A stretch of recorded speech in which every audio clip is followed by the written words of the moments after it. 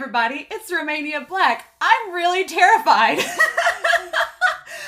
so nervous. I have been dreading this episode all day, because it's the first time I can honestly say in the history of watching this show, and I've watched it for 3 seasons and 4 episodes of season 4, but this is the first time I'm clueless.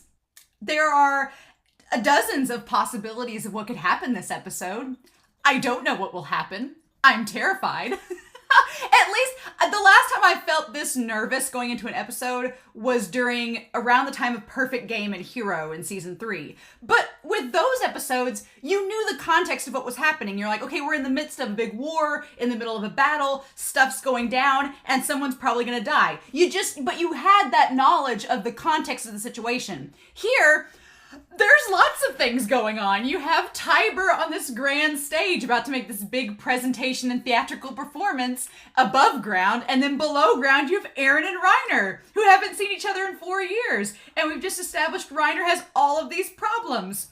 And Eren, the last time we really got to talk with him was at the end of season 3 when he was going through this spiraling emptiness. So let's put these two people in a room together, along with poor innocent Falco, who's a child in all of this.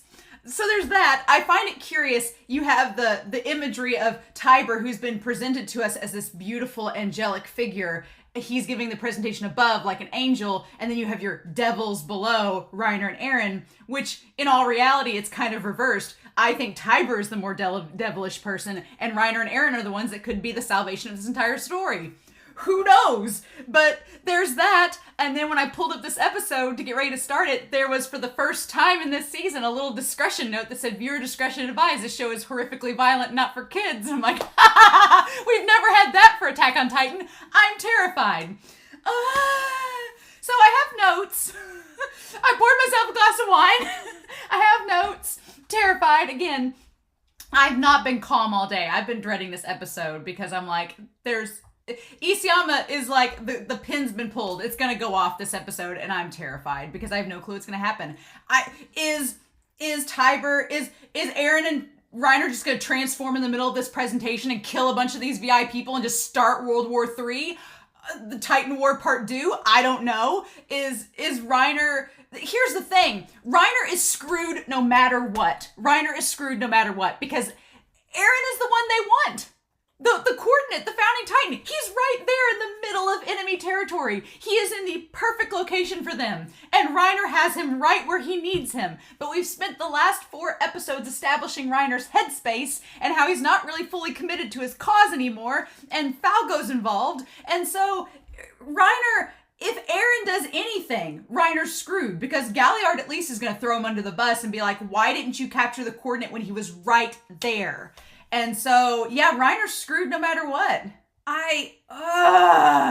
And poor Falco. Falco thinks that he's been helping Mr. Kruger this whole time. That dream's gonna get shattered real quick. And I'm so terrified.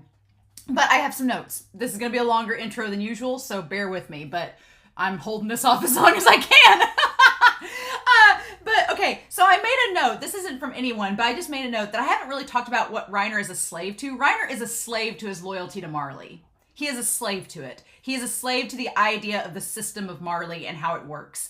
And his mother is a great example of that, and we'll get to that hurt in a second. But it's keeping him from being free. The last 4 episodes, Reiner has been struggling he's come to grips with the fact that what he's been taught to believe, he's realized it's wrong. And he knows it's wrong. And he knows that the people that he met on Parody aren't the devils that he was told they were as a child. And he's had to struggle with that. And he's just used the system as a crux to keep everything in check. And it's like, Reiner, my dude, it's been hard. And now it's all come to the surface. And now Eren of all people is right in front of him. So yeah, Reiner is a slave to that loyalty to Marley. Someone noted that Isayama said Reiner was his favorite character. He's become like my favorite character too. I was like, Isayama. I feel like Isayama has waited this whole series. He's set up little breadcrumbs about Reiner along the way to get you to feel a certain way about Reiner and to question his actions. And, back in season 2, I was like, man, Reiner's acting crazy. Now we get the full context. And I'm like, oh, and it all makes sense. So I'm kind of with Isayama. he's become my favorite character too, and I want to like do the gently holds meme where I just gently hold him in my hand and like, you're gonna be okay, Reiner. I don't think he's gonna be okay though, and I'm like, Isayama, you say he's your favorite character, but you make him suffer this much? Why? Ugh. Also, someone noted, on a more lighthearted note, that Falco's VA is, I'm watching Ace of the Diamond, and that Falco's VA is Haruichi's VA, and like, that's pretty cool. And then I didn't realize this, but going back and re-listening, Udo's VA is Hinata from Haikyuu. I was like, oh, it's Arase. It's Ayumu Murase. Of course it is. It's just, I'm used to him playing like bubbly characters, and Udo is not bubbly, so it's really kind of different for Murase, but I'm like, okay, cool. Very interesting to note.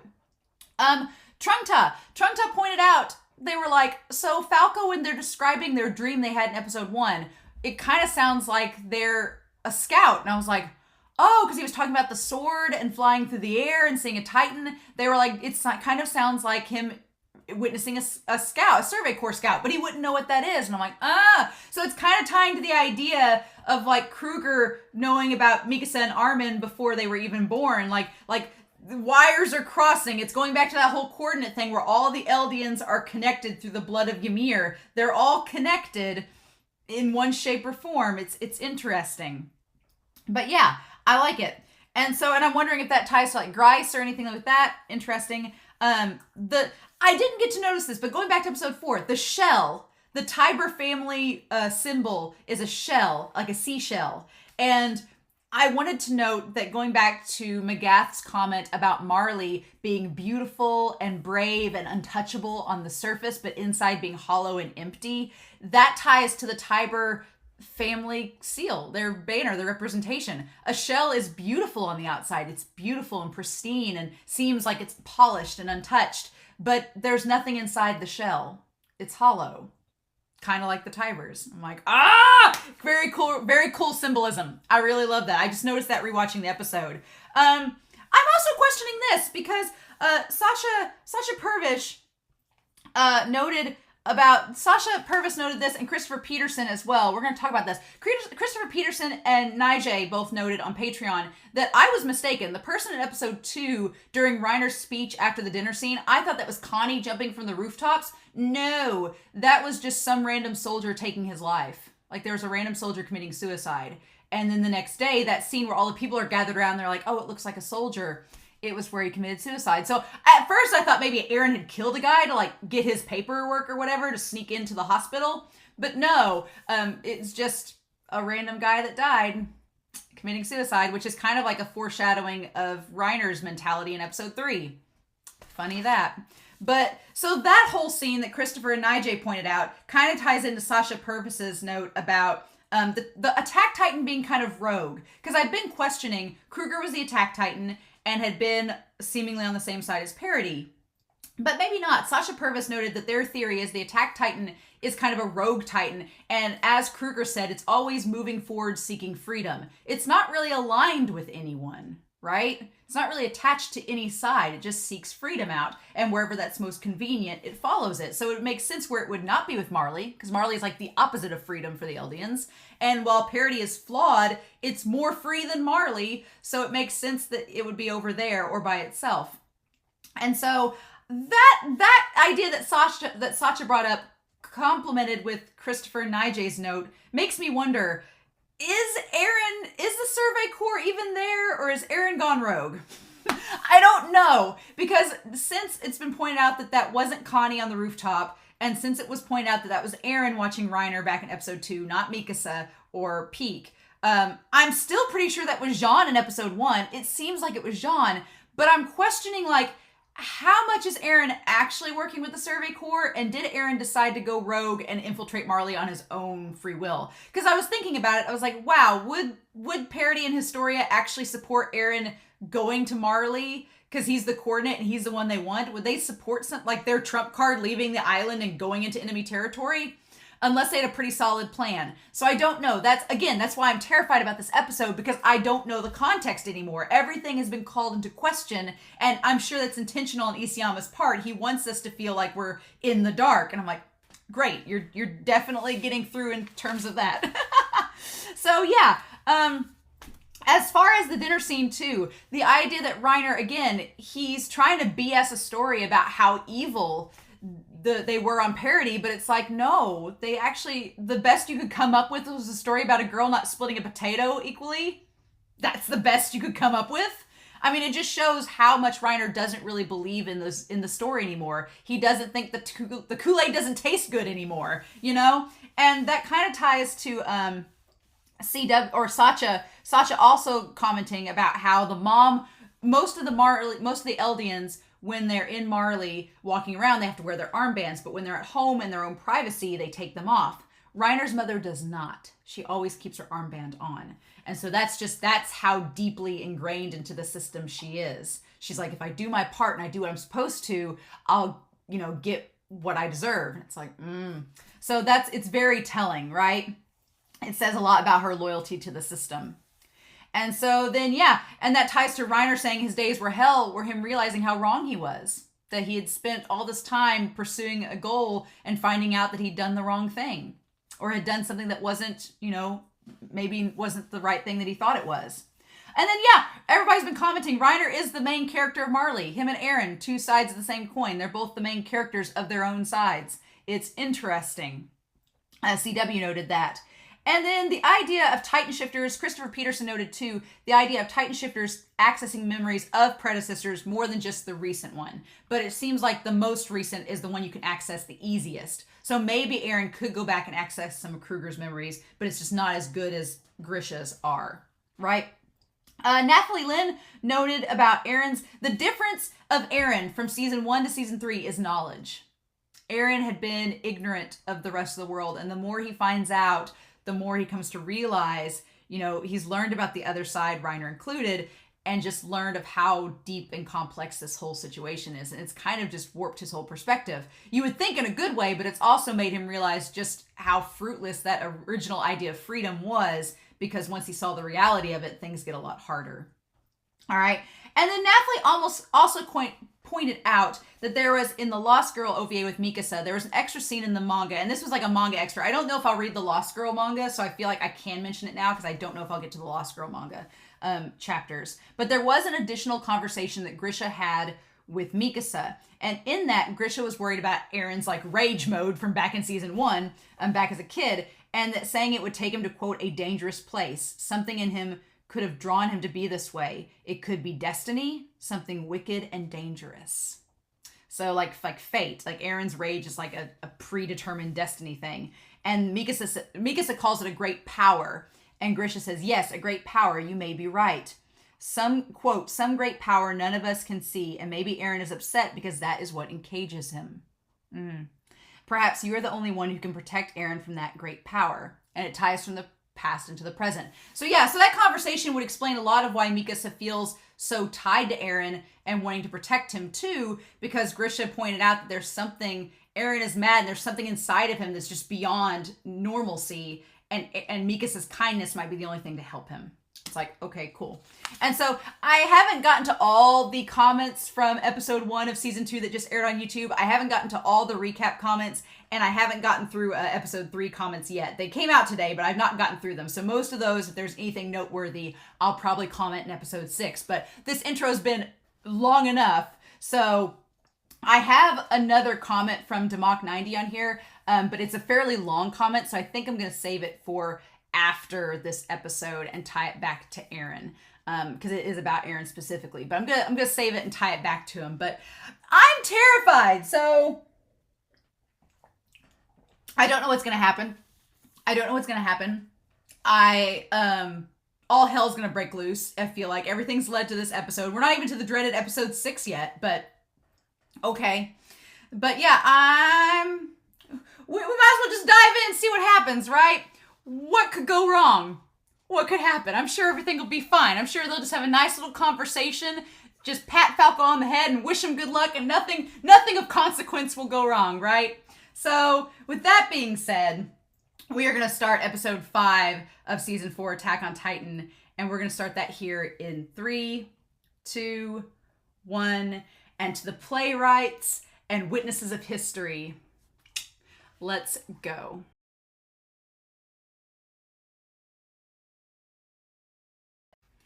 I don't know why I expected it to go any different. Holy shit. Well. Cheers. I can only hope that Reiner and Falco are okay. That's all I can hope for at this point, is that Reiner and Falco somehow made it out alive from that, because, especially Falco, like Reiner, here's the thing, at the end of the day, Reiner still sacrificed himself to save Falco. I'm like, dude, cheers to Reiner. I hope they both survive, but this episode, and it's funny because I haven't wore this shirt for an Attack on Titan reaction since Warrior, and I intentionally wore it tonight because I was like, okay, declaration of war, Reiner and Eren are involved. Last time I wore this shirt was during Warrior, when Reiner was running away with Eren in his grasp, and Eren was like, you damn traitors. And now, how the tables have turned. Back in episode 6 of season 2, it was like Reiner's declaration of war. Reiner was like, when Bertolt said, are we doing this right here, right now? And Reiner's like, yep, this is the time. It's my duty as a warrior.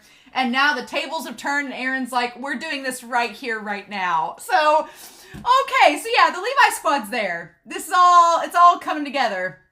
That was Armin. That has to be Armin. When we go back and rewatch this, I'm like, that was Armin that tracked them. And that's where Peak recognized him. It's like, oh, we're going to talk about Peak too. But I was like, it all makes sense.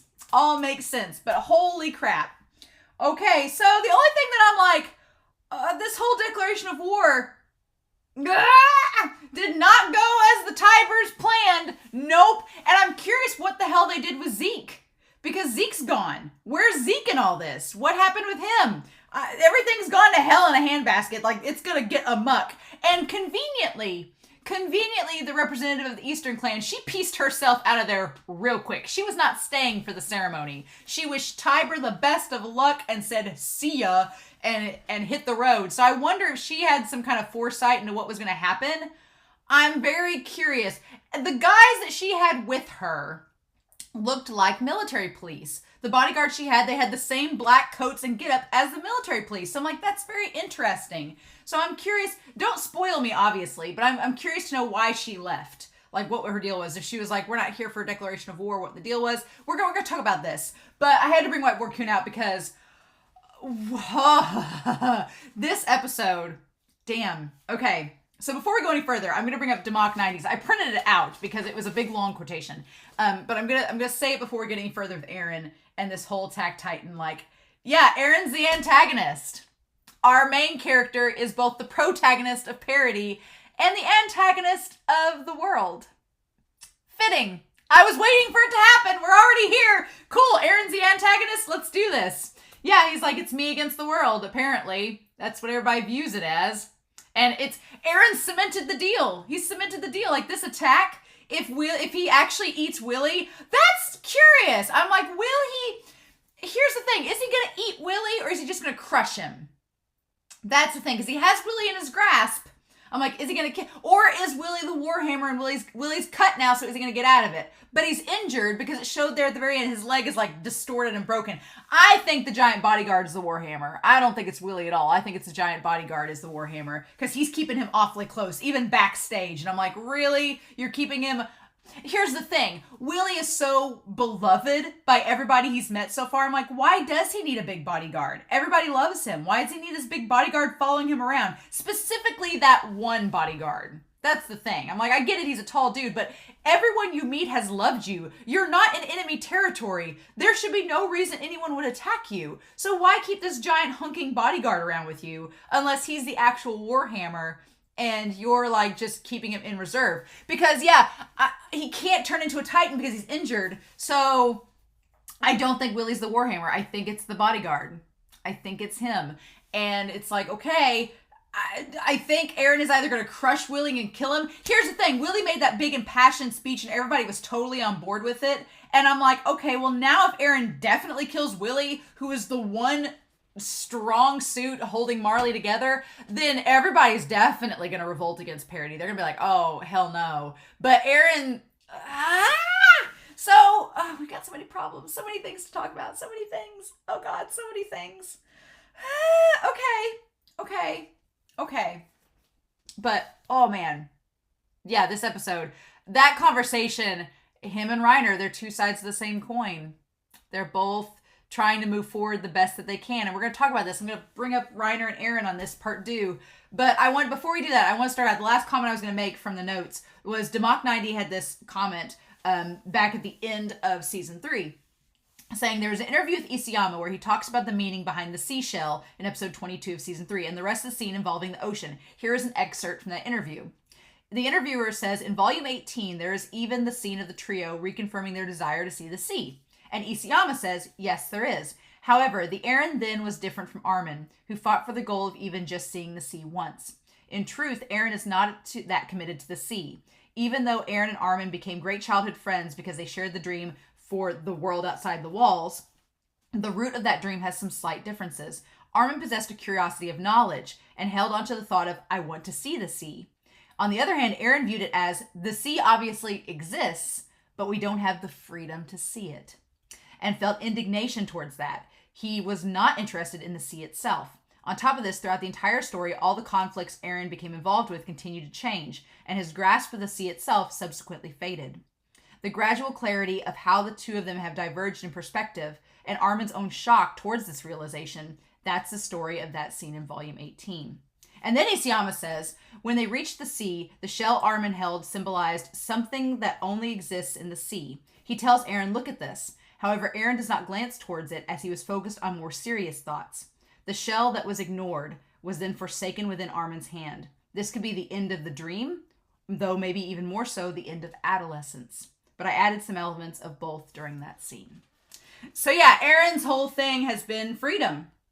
And the whole concept of the ocean, thank you, Demok, for including that. The whole concept of the ocean was the idea that he didn't have the freedom to see it. He knows the sea's there, but he doesn't have the freedom to see it whenever he wants to. And because he was born, he believes that he has that privilege. And we'll talk about that whole conversation with Tiber. We got some exposition reveals. We got stuff going on. Great things happening.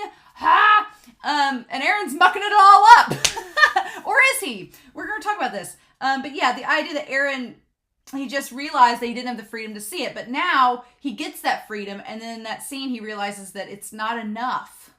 It's not enough because there's still, on the other side, there are still more enemies and more oppression. So, again, do we just crush all of our enemies and then we're free? Like he cryptically foretold Armin and Mikasa? But Tiber even pointed out the fact that, he's like, but at the same time, once they started fighting amongst themselves when there was no one else to fight against. So is that his whole goal? We need to talk about this episode. But there's a lot of stuff going on, and oh my gosh. So I didn't think that I love we get this graphic content warning. I'm like, at this far in the season, we haven't gotten that up until this point, and I'm like, oh really? You're just now figuring out it's for mature audiences? Great. But Bertolt brings up the idea of the guy in the field who hung himself. And what was the point of him telling the story? Was he asking for forgiveness? And Reiner's whole thing is that we'll just never know. Reiner's trying to shrug it off and say, we're just never going to know what happened. And Annie says, I bet he wanted someone to forgive him. So there's 3, the man that hung himself in the field. I'm going to put a little note up here in the corner, the hanged man. And the man that committed suicide, why did he tell them the story and then commit suicide? So Reiner's excuse, and I think this is pretty telling of their characters. Reiner's excuse is, it's happened. It's in the past. Who cares? Move forward. Right? That's always been Reiner's thing. Just move forward. That's why him and Eren are so similar. He's like, we can't change the past. It's happened. We don't know. We may never know. So just keep moving forward. Annie's whole thing is that he wanted forgiveness, which ties to her character so much because her whole deal when she, all throughout season 1, whether it was with Marlo and Hitch or with Armin, she just wanted to recognize that she was a human, that she was a person. She wasn't a monster. She wanted forgiveness, right? And then you have Bertolt, who said he wanted to be judged. He wanted judgment. He wanted judgment and atonement. Right? He left them behind and he wanted atonement. And that kind of ties to Bertolt a little bit, because then in episode 15 of season 3, when Bertolt reaches his resolve, he's like, well, there's no choice. He's like, so whatever happens, happens, and I'll just atone for it and meet my fate and my judgment when it happens. And it did. And it did. And he got judgment from Armin. So yeah, this whole conversation of Reiner and Falco and Eren. Oh my god. Yeah, so that's a big old deal.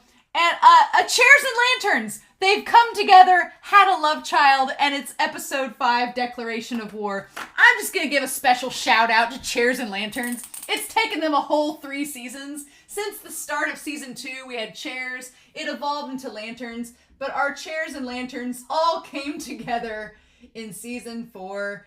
Finally, they came together and had a love child, which was this episode. I felt so good. I was like, Isayama, your symbolism, it does not go unnoticed by the trained eye. No. But yeah. And then, of course, we tie back being judged by someone. So basically, this is Reiner's moment to confess to Eren, to just lay everything on the line. And he does. He's like, it's all my fault. He confesses to Eren all of his sins. He puts them all out on the table, and Eren's like, okay, cool. Took you long enough. But yeah, it's been 4 years. God, Reiner looking like he's seen a freaking ghost, because he's like, there's no way you should be here. And then yeah, poor Falco and all this. Falco's like, I thought you guys were old friends. And it's like, they were. You're funny you should say that. They've been old friends. Good on you for knowing that. Mr. Kruger. Mm-hmm. There's so much to catch up on. Oh my god. And poor Reiner. I don't even know where to start. Yeah, where do you start? And then Reiner just looks so terrified. And I like that Falco tries to leave, and Eren's like, you're not going anywhere. You need to hear this. You need to see this. So, I'm like, why? Okay. Get through this OP.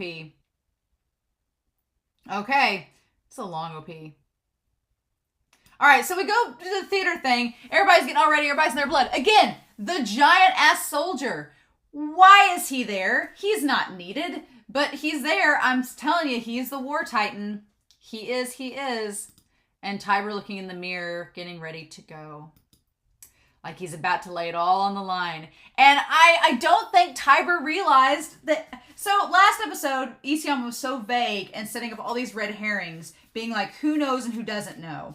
And I'm still questioning what they did with Zeke. Like, where is Zeke in all this? That's the question. We're going to map out where everybody is at this point in the episode, because things are happening. If Levi meets Zeke next episode and Zeke, like, shits his pants, I'm going to be like, that is going to be the most hilarious thing. If Levi, it's like Levi versus Zeke 2.0. Because Levi said he still has to kill the Beast Titan. Levi's like, I've got to kill the Beast Titan to avenge Erwin. Like, that's been Levi's promise. I'm like, if Eren's like, sure, take him. I'm like, I'm waiting for it. Okay, so we know by the end of this episode that I'm going to put Zeke out here. Zeke was led astray. We're going to put Zeke, we're going to have Galliard and Peak over here. We're going to talk about Galliard and Peak, especially old Peak. Girl. And then I'm going to put Falco over here by himself, because poor Falco. Because yeah, Falco thought that they were friends. He thought Eren and Reiner were friends, which, you know, sure, they're old friends. And then I'm going to put Tiber here, old Willie. I'm going to put his point up here, and then old Reiner and Eren, of course, center stage. God, I love these interactions. I ever since season 2, I was like, it's all going to be Reiner versus Eren. And then in this first part of the season, I was like, I really want Reiner and Eren to work together. And I don't know. It almost makes it seem like they could work together, but I'm like, what does that even look like? Because there's a lot of things at work in this episode. A lot of things at work. So yeah, it's almost time. And he's like, yeah. And then so we have the woman. Yeah, the woman here. I'm going to write her out to the side. Madame Azumabito. Interesting. Isn't Azul like blue, maybe? Okay, so Azumabito. And she's with the Eastern Clan, right? She does not stay because girl is smart and knows shit's about to go down. And she's like, peace out. But that's curious why she didn't say. And she had two guys that look like military police with her. Again, the suits, the trench coats, the hats, the ties, they look like the military police from Inside Parody. So that has me curious. I'm like, were the original military police designs based off of the guards that the Eastern Clan had from long ago? Like, what? That's so curious. Because when you think about it, here's the thing. That always kind of confused me in season 3. Because up until season 3, everything had like a medieval fantasy vibe to it. Like everybody had the peasant shirts and like the clothes and everything. Nothing was really like modern at all. It was very much like Renaissance fair, kind of. Renaissance fair fashion, if you will. But then in season 3, you had the guys in trench coats and hats showing up looking like they were out of a crime noir series from the 1920s. And I was like, this doesn't feel like it fits the world of Shiga and Sheena and Walrose, Maria, and Cena. And so it always kind of threw me off. And then when you found out that everything, like technology and time, was kind of stagnant inside the walls, you're like, okay, but then where did the trench coats come from? So I'm curious to know if maybe that was something that was brought in from the Eastern Clan, like their bodyguards, and then the Fritz family and the Reese family just kind of copied it. It's interesting. And she says, I just came to see your face. And it's like, and I get the feeling that Tiber's just a pawn in all this. I really thought Tiber would have a bigger role. Now, unless I'm wrong, unless he doesn't die next episode and he becomes the Warhammer or whatever. But again, he's been injured, so I don't know if he can. Unless something else happens, Tiber was just a pawn in all this. It's interesting. And she says, you look courageous. My whole clan knows how brave you are. For telling the truth. For putting it all out there. And so I'm curious. She shakes his hand, wishing him the best of luck. Kiyomi. Lady Kiyomi. Okay, Kiyomi Azumabito. Interesting. We keep tabs on her because I'm guessing she lives through all this. Interesting. Yeah. And so then, Eren tells him to sit down. We cut back to the chairs and the lanterns. And he's like, oh, they're good seats. You can hear everything on stage. Yeah, deliberately doing this. So Eren's like, he's deliberately setting this up so that they have optimal listening view. But also because Reiner, he's not going to be able to transform. He's like, behind the stage is full of people waiting for the curtain to rise. He's like, we are in the center of it all. So there's going to be people watching. They're everywhere. Reiner's like, shit. If Eren transforms, there's going to be lots of casualties, lots of civilians. They're in the middle of the internment zone. Oh. So again, going back to Zeke, why did they have it in the internment zone? Why did Tiber want to have it in the internment zone to begin with? That part, don't spoil me, don't tell me. I know it's going to come out in the wash. But that's so curious. Because Reiner's realizing in this moment, shit, we're in the middle of all of these people. We're in Liberio. His family and friends are there. So they're all in danger. And it's just like, Eren is the bomb. Eren, it's like you've just planted a bomb. This whole episode was like a bomb getting planted under the floorboards. And Reiner's trying to Reiner should be trying to figure out how to defuse it. But he's just so lost at this point that it's like, it's just waiting for it to go off. And yeah, and Eren's like directly above us. And that's when you see that he cut his hand. It's like, oh. And even Falco notices and he's like, oh, it's just a scratch. No, it's not just a scratch. He cut it. He cut his palm to get it ready so that it's a warning. He's like, I will transform whenever if you don't sit down. I'm going to kill all these people if you don't sit down and do what I say. And Reiner doesn't have a choice. He has to listen. And then Falco gets ready to leave and Eren's like, no. You're here for insurance, and I want you to listen to what goes on. And he's like, and Falco's just a kid.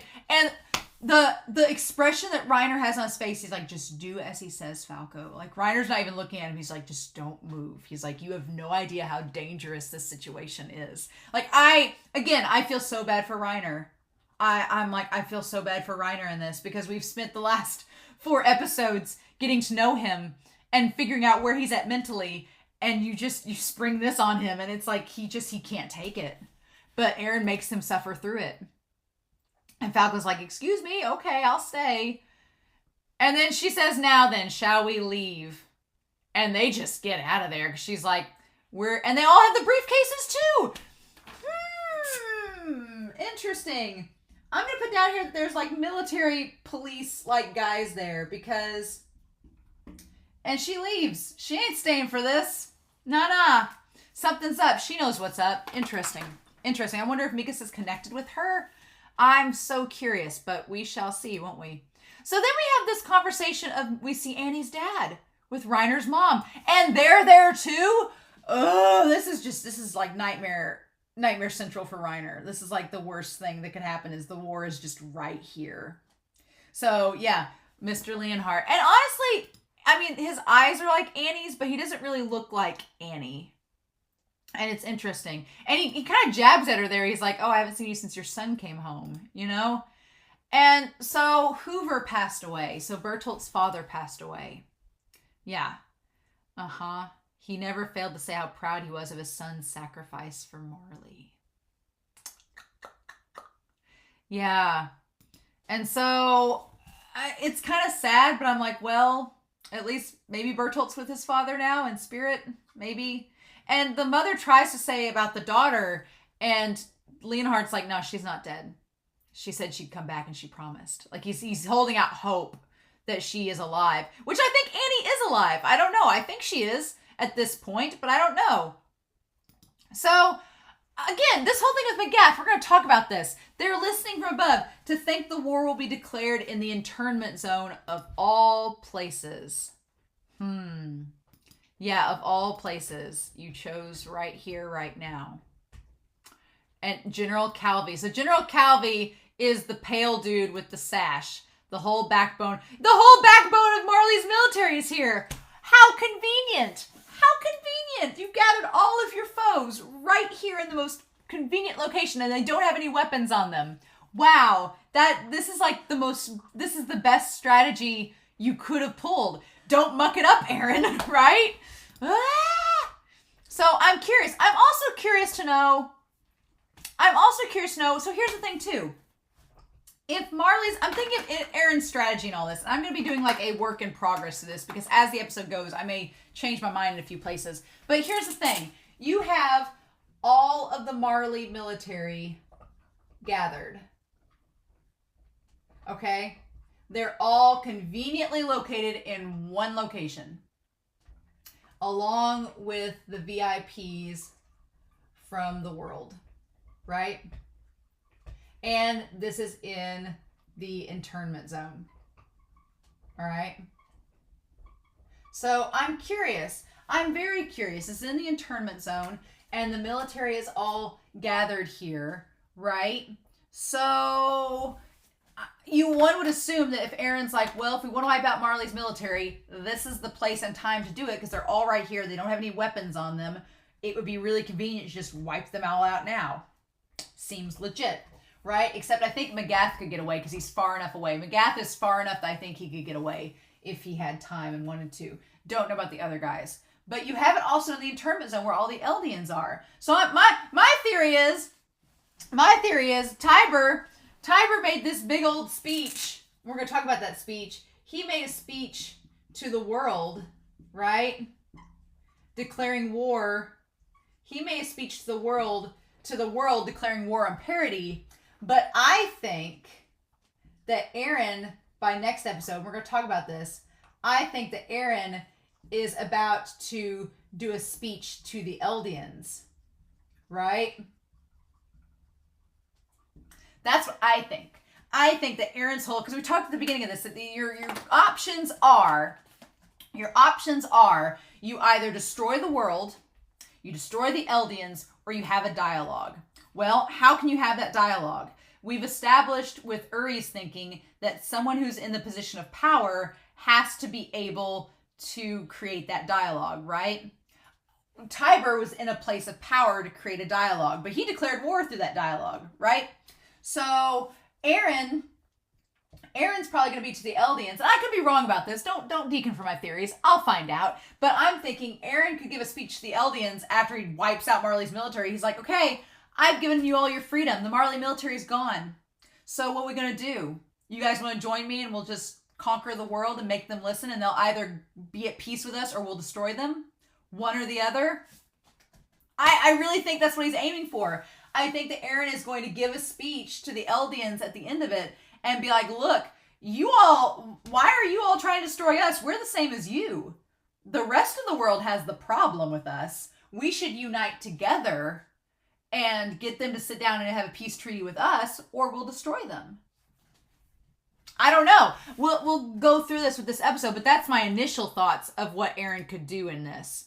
He displays a show of power. And then, they say all these powerful families and ambassadors.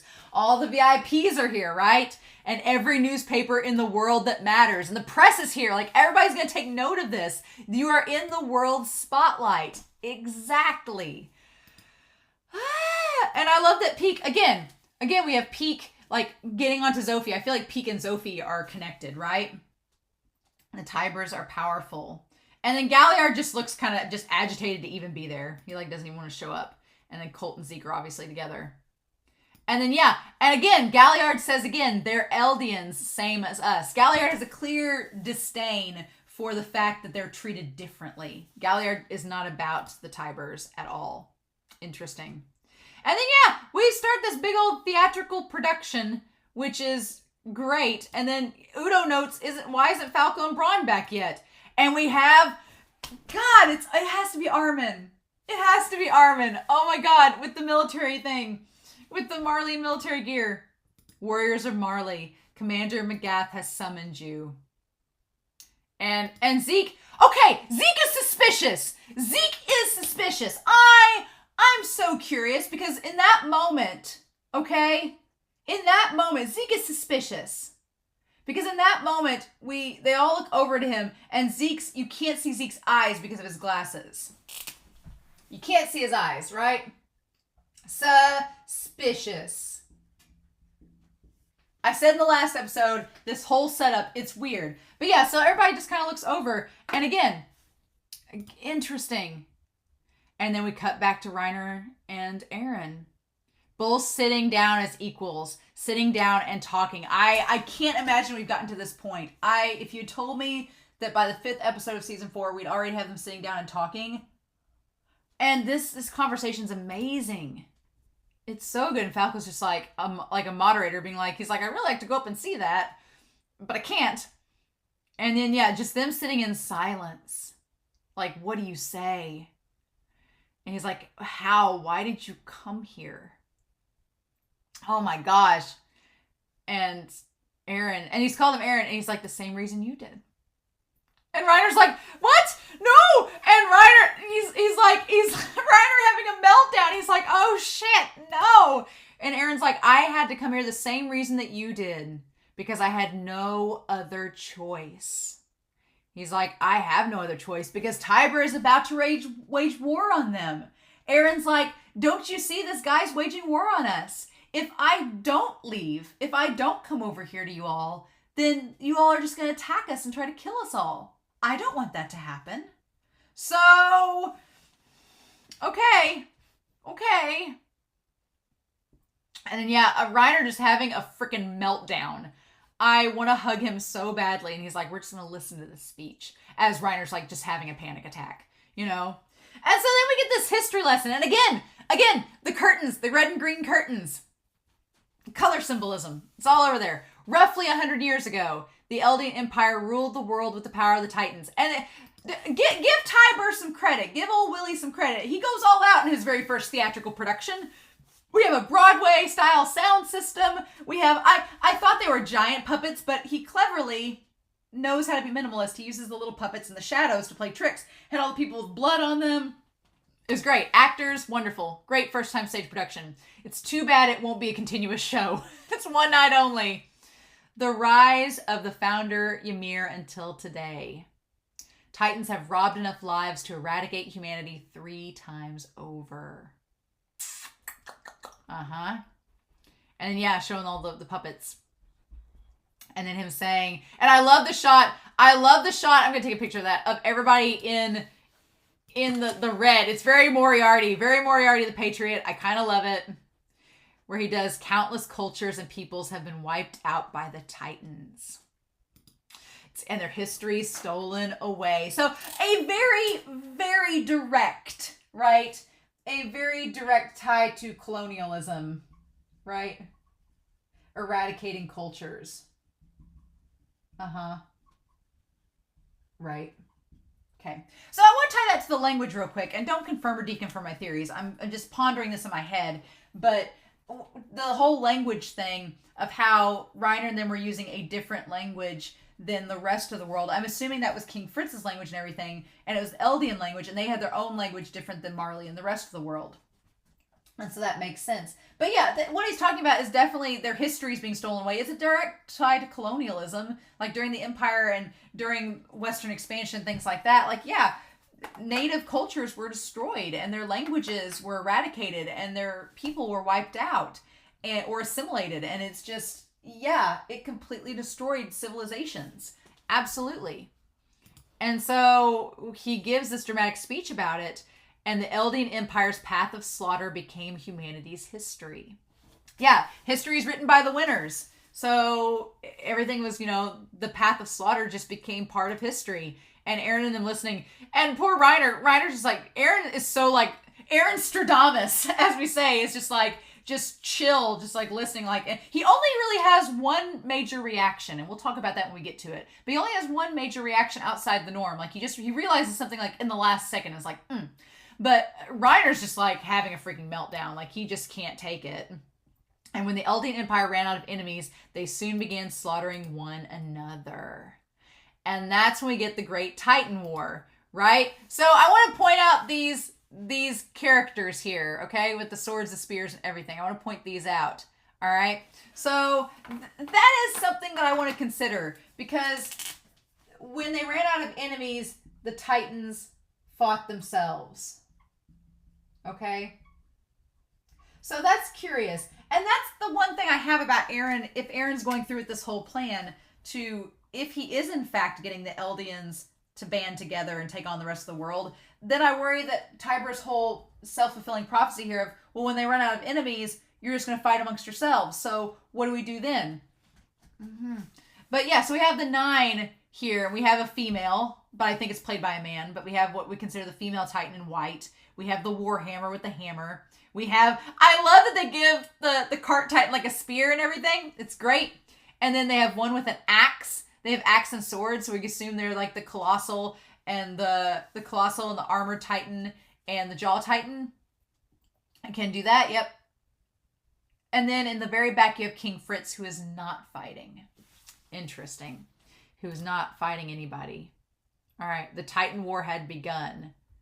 Families holding the 8 Titans waged a bloody war against each other. And using this to his advantage, one Marleyan sought victory. And yeah, it was the hero Helos. And we find out Helos is all just a lie. Doing his clever manipulations, the Eldian Empire was tricked into killing each other one by one. So yeah, they basically used Helos as a way to trick the other Titans into killing each other, and the Marleyans took control of all of them except the attack Titan. They forced the unbeatable King Fritz to flee and retreat to the island. And I love the symbolism of the Warhammer and Helos standing with the leg on top of the founding Titan. And then everybody's cheering this. They're like, they forced the unbeatable King Fritz to flee and retreat to the island. Everybody's like clapping and cheering like, yay! However, though he fled to Parody Island, his power still remained, and he puts the crown back on. Tens of millions of Titans await on the island to trample the world. Yeah, to this day, the only reason we haven't been trampled is merely a fluke. But that's not the truth, right? That's just what everybody thinks. Our scholars have no other explanation until the truth that he's about to reveal. To eliminate this threat, our motherland Marley sent 4 Titans to the island. And this is the part where Eren's just like, here you go, Reiner, here's your backstory. They were beaten back and only the armored Titan returned. Yep. And I love that the darkest blot on humanity's history, the Eldian Empire, is alive and well. So calling Parody the Eldian Empire. So saying Parody is still the Eldian Empire. Which is hilarious because they bring him out to be this big giant force, but I'm like, until like 4 years ago, they all thought there was no humans outside the wall still alive. They had no clue what's going on. They're pretty clueless about all this, right? that does bring up a curious thing about the millions of Titans in the walls. Because essentially what that means is that King Fritz turned millions of his own people into just living statues to just guard the walls for hundreds of years. I guess there were 10 million brave volunteers that were just like, we'll stay inside these walls for the cause, King Fritz. Or he was the founding Titan and he didn't give him a choice, which is concerning in its own right. And he's like, did you hear that, Reiner? Isn't that why you destroyed the wall? Yep, to save the world. You guys were trying to save the world. And Eren's like, you were trying to just do a good thing. He's like, weren't you? And Reiner's like, yeah. And so they say, you're wanted at the gate, Jaeger. And he says, fine. So, curious. They say you're wanted at the gate, Jaeger. I'm curious. And he just goes. Again, suspect. Because I figure Zeke's smarter than that. I figure Zeke would know that something was up. Right? Maybe not, though. Maybe Armin's just that good of an actor. Also, our boy Armin has gotten taller. He's taller than Galliard. Granted, Galliard's not that tall. Reiner's considerably taller than him. But he's got the blonde hair peeking out. It's so obvious now. And Peek's like, I feel like I've seen you somewhere before. Where are you from? And he's like, out west by Lakua. But I was called here. I didn't come to chit-chat with Eldians. Uh-huh. He's so much taller than Galliard, though. Our boy Armin has grown up and got taller. Because he's the Colossal Titan. Puberty is hit, y'all. It's hit. I'm not ready for it. I'm not ready. And she says, that's a shame. I kind of fancy your beard. Peek, my girl. About that. And then let's talk about Peek for a second. Let's talk about Peek. Because we have these 5 Marleyan guys. We got this one heavier set guy, this guy with the glasses, the guy with the red bandana, a guy with a freaking trench coat looking like Hiei from Yu Yu Hakusho. And then you have this other guy, and they're all like, oh. They're like, it's Peek. And she's like, the Panzer unit. Thanks for all your hard work. So, old Peek and the Panzer unit. Just having fun. And also Peek fancying Armin. You know, like you do. Galliard, you got competition, my dude, and you're kind of a prick, so I can see why you can go with these other guys. But yeah, and she gives them a hug, and they're like, we should be thanking you. And she gives the heavy guy in the middle a hug. And they're like, you're in a good mood today. And the guy with glasses is like, Peek's hugging him, not me. And they're like, what are you doing? Let's go. And Galliard's like, what was that? And she's like, oh, since they ride the cart Titan into war and all, it's good if we build a bond. And he's like, I don't want all these guys riding you. Like, uh-huh. And he's like, didn't you just put a rift in that bond? And she's like, I do what I want. Right? Because, yeah, they're all jealous of him now. Uh-huh. And she's like, don't care. I'm like, oh, I love it. I love it. Peek is devilish. She is playing them all. I'm like, girl. And Galliard, honey, you better start getting some really good qualities to keep her there. Also, I'm like, I don't think Armin had a beard. So I'm like, well, she said I liked your beard. I'm like, what are you saying, girl? And so then we come back to Magath, and they're listening in onto the thing, and they say, nothing strange as of yet. And he's like, I don't care how small it seems, report everything to me. Magath thinks that something's up. Magath's like, something's going down. This isn't going to be as easy as we think. So he's like, whatever seems trivial, you tell me, and we'll take care of it. And it's like, okay.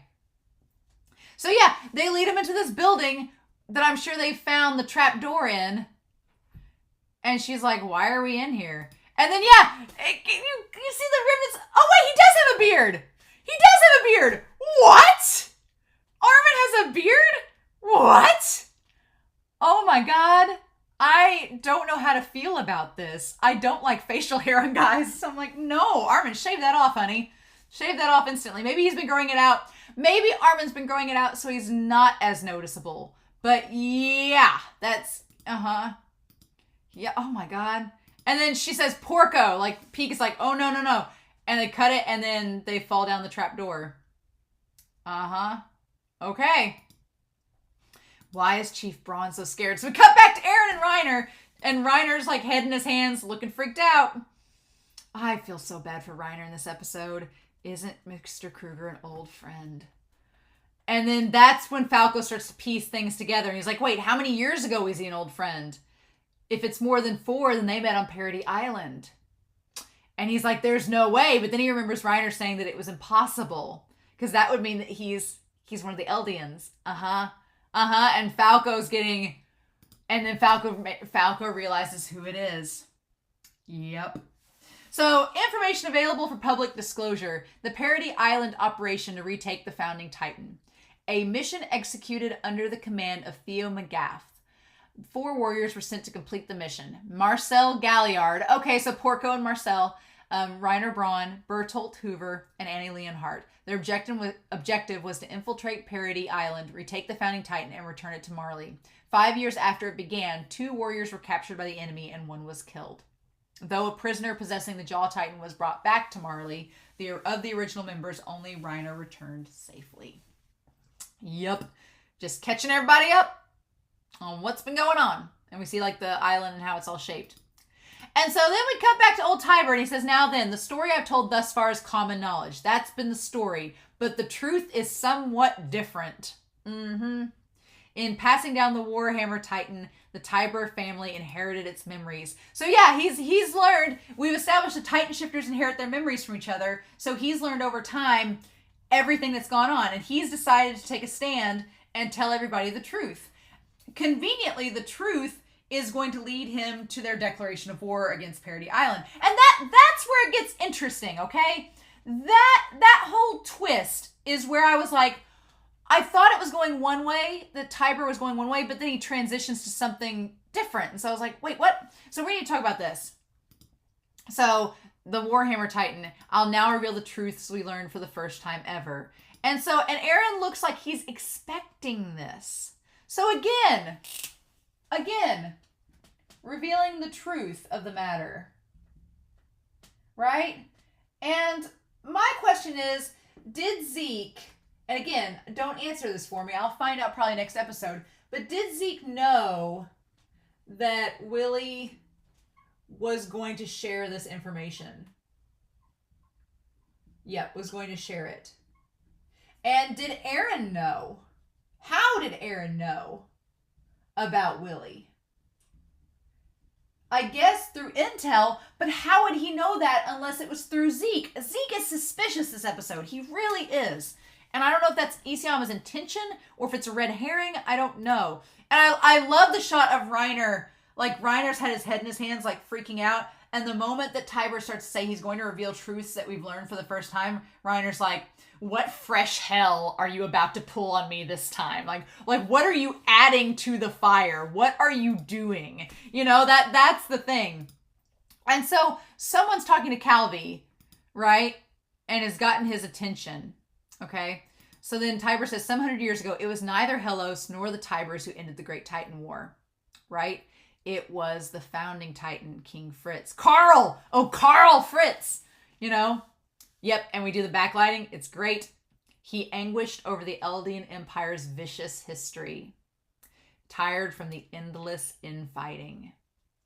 And above all, he was pained by the endless oppression of Marley. So, the founding Titan, as we come to find out, the founding Titan was, in fact, tired of it all. He was just like, this is all so stupid. He didn't see the point. He was like, this country's being oppressed, and I hate it. Everybody's fighting amongst each other, and we're enslaving people. It's not right. He was just tired. He was tired and wanted peace. Okay? That's the original, that's the origin of all this. That he was tired and he wanted peace. So when he inherited the founding Titan, Carl Fritz schemed with the Tiber family and they fabricated a Marleyan hero. So they made up. So when Tiber says that Marley needs a new hero, that Marley needs a hero, my question is, who is that going to be? Is it going to be the Tiber family again? Or who's the hero he's wanting? He told McGath that Marley needs a hero again, but who's that going to be? Is it going to be McGath? That's a curious statement. Like, who's it going to be?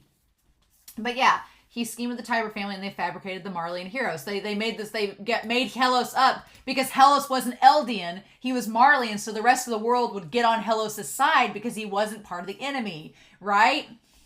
He was a underdog, a man of the oppressed people that rose up and defeated the Titans. But not really. No. His name was Helos. It was all just a lie. And Magath's like, The king moved as many Eldians as he could to the island and closed the gates. He took all that he could in the moment and left. And he claimed that if they were threatened, that thousands of Titans would be unleashed as revenge. But that wasn't his goal. That was never his intention. And so then the question is, so it could be that back then, during the Great Titan War, when old King Fritz was leaving, it could have even been, because at this point we've established during the Great Titan War that the Titans were just fighting amongst themselves. Like the different 8 families were all just feuding amongst each other. So it could be that when the founding Titan left, he was like, all right, whichever ones of you want to come with me, and the rest of y'all can stay. And it could have been something as simple as that. And then the ones that stayed behind thought that they would have freedom, but the Tibers teamed up with Marley and were like, yeah, no, we're going to watch out for ourselves, not you. And that sparked whatever happened in the present. That's my thought. It could be different, but that's my interpretation. Again, I'm sure we'll find out. And I love this imagery. King Fritz made a vow renouncing war so his ideology would be inherited. A vow. And I love that symbolism. Like they draw King Fritz to look like, they draw him to look like Zeus, or like the old depictions on the Sistine Chapel of God. They draw him like that. And then there's the child, like the baby, and the baby has his hand wrapped around the finger of the king. So the King Fritz, that's when he started the vow to renounce war. So that it would never happen again, supposedly. Right? All makes sense there. Because of this, Karl Fritz's ideology has been passed down from generation to generation. The Titans have never left the island to attack. It's not been a fluke. It has been intentional. That is, the one keeping our world safe is the vile King of the Walls. So yeah, Karl Fritz and his desire for peace. So this is interesting. This is doing something very, very interesting. It is establishing to the world, because all the world's reporters here are here and everything. It is establishing to the world that Karl Fritz's ideology is passed down from generation to generation. And so he's like, here's the truth of the matter. Y'all thought that Parody Island was our enemy, but in reality, they've been our saviors up until this point. They've kept us all safe because of his desire for peace. So what is interesting in all of that is when we come down here, there's Historia. She is royalty. So this is interesting because what Tiber is suggesting here is he's telling the world, as long as there's a descendant of the king, then there's a chance for peace. That's what he's saying. He's like, as long as there's a family member of the Reese or Fritz family, technically the Fritz family, that has the founding Titan, then we can have peace. But here's the problem. We don't have that because of Eren. So I'm going to come back to this. I'm going to come back to Historia by the end of this, right? But I'm just going to keep that in mind. I'm going to tie back because Tiber says some interesting things here, and the fact that the press is here taking note of everything, I feel like it's going to come back to Historia, and we're going to get to that. But yeah, peace was all he wanted. It's just like, but if Marley grew strong and came to take the founding Titan or his life, then he was not going to hesitate. Then he would accept it. He says, no, he would accept it. He believed the sins of the Eldians were so grave that they could never be atoned for. So yeah, and that ties to Uri. Uri's like, we're all, and Frida, they're like, we're all sinners. If the world comes to attack us, we deserve it. So we'll just hold up here as long as we can and just hope that they don't ever come and they'll take our threat seriously. And then we cut to Kenny and Uri. However, until that day of retribution comes, then let us savor a brief paradise free of conflict within the walls. Yes, that is all I ask of you. Yes, that's it. So, again, it's flawed. It's flawed. So basically, It's just paradise until Judgment Day. So, on the one hand, you have to admire the founding titan at Uri, because what they wanted was just peace for their people and just to avoid peace from the outside world. The problem with it is that whole part of, well, if anybody ever comes to kill us, we're just going to let everybody die because we deserve it. That's the part that's problematic. And that's the part that I'm like, but Uri. So instead of trying to form a dialogue with the world again over and try to talk to them about things and everything, instead of doing that, they're just going to accept that if y'all come to kill us, we're just going to stand down and take it, is essentially what he's suggesting. And I'm like, no. So on the one hand, I get why the founding titan left, and I agree that it's cool that you wanted to have peace this way, but just not defending yourselves, just letting people come and slaughter you because you deserve it. That's not fair to your people who knew nothing. The fact that they'd erased all the memories of the people, that's not fair to them because they didn't know why it was happening because you erased all their memories. And so it's on the one hand, you get it and it makes sense. And there's a part of me that's like, yeah, okay. And then the other part of me is like, your people would die like in this apocalyptic scenario, not knowing why they were dying or having no clue what was going on. That's not cool. So anyway, but the way that he's phrasing it is Tiber is building parody up to be this great thing, right? Up until Eren comes along. He's building up parody, saying like, look, here's all these great things that the king was doing. He was trying to have peace. He was going to just basically just stay there. And if y'all wanted to kill him, he was going to be okay with it. Like, look how selfless he is. Look how great that is. And in this moment, he says that was his last request. And everybody's like, huh? Really? What does this mean? It means that he wasn't a bad person. And so everybody starts talking about Marley and the Tibers saving the world was made up by King Fritz. Yeah. And then the military's talking back and forth like, is this going to start a riot? What's going to happen? If the king of the walls won't attack, then why do they say Parody Island is a threat? And that's what he's about to get to. Yeah. So he's building Parody Island up to be not the enemy that everyone thought that they were until this next moment, right? And so he says, yes, in exchange for our safety, the Tiber family joined hands with Karl Fritz and sold out the Eldians to Marley. So again, we build up King Fritz, but the Tibers, like I talked about in the last reaction, they sold out Eldia to Marley. Right? So again, if Eren's whole goal is to unite Eldia together, then there's some interesting things going on, because I could see Eren being like, well, you heard the Tiber guy. You heard him. He said that the Tiber sold you all out. We're building up an interesting dynamic here between the Eldians and the world and Parody and how they view each other. And I have a feeling that I'm going to have to go over here and catalog it at the end here. But it's setting stuff up. It's setting some stuff up. But yeah, joined hands. We're no more than traitors lavishing in crookedly earned honor. So he's like, yeah, we sold out Eldia to Marley. We're the traitors. We're the traitors. We basically just let Marleyan have the wheel and do whatever they wanted with our people in exchange for us lavishly taking in everything from it. Which I talked about that in the last reaction. The reason that I stand here and willingly part with this sham before he dies, conveniently, is because I know our world is in great peril. So here's the thing. He's like, yes, my family took part in this great sham. We sold out our own people. We're traitors. Why am I telling you all this today? Why am I building up Parody as being our actual saviors when we've been, saying the opposite for years? Because of how Parody is now. Our world is in great peril.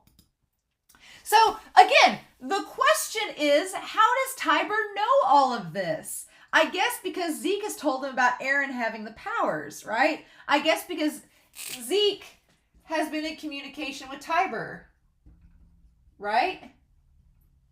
I guess that's how Tiber knows all this, because Zeke's been talking to him and telling him, right?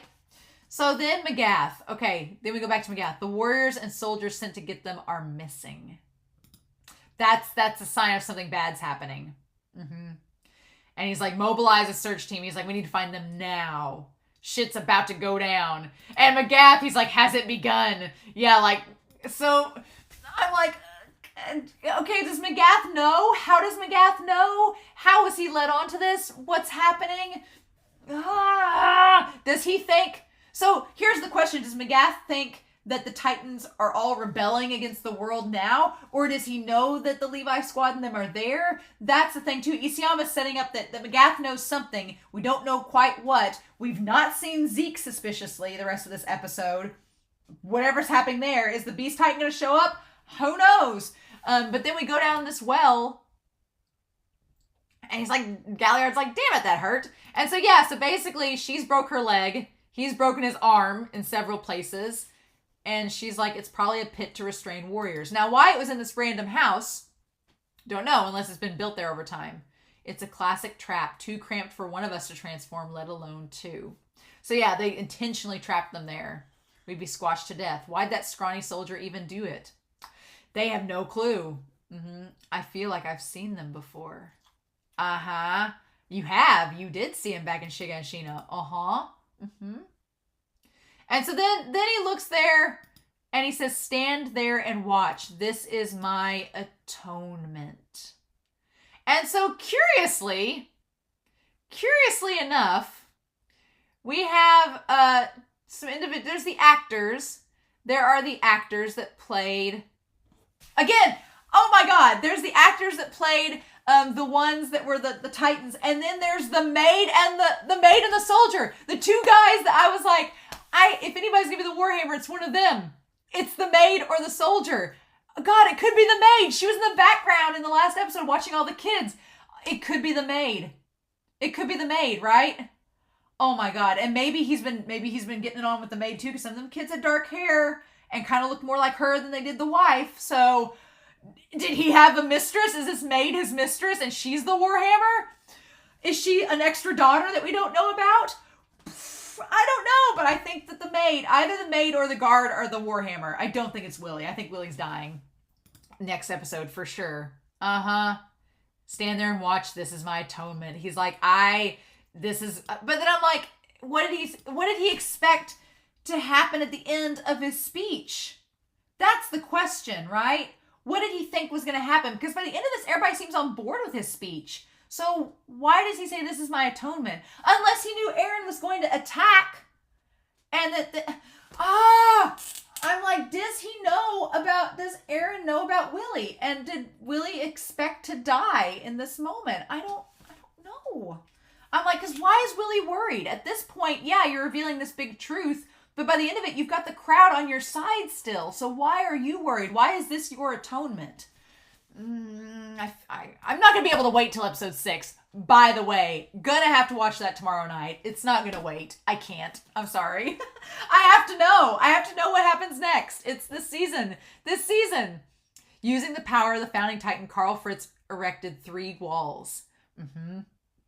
And, yep. And inside those walls, there formed tens of millions of colossal titans. Tens of millions as the shield and spear safeguarding peace. Yup, but recently an uprising took place on Parody Island. But here's the thing about the uprising. Marley caused the uprising, right? Right? But here's the thing, or it was the restoration, it is the will of the restorationists. But this part is so messed up because he's like, an uprising took place on Parody Island recently.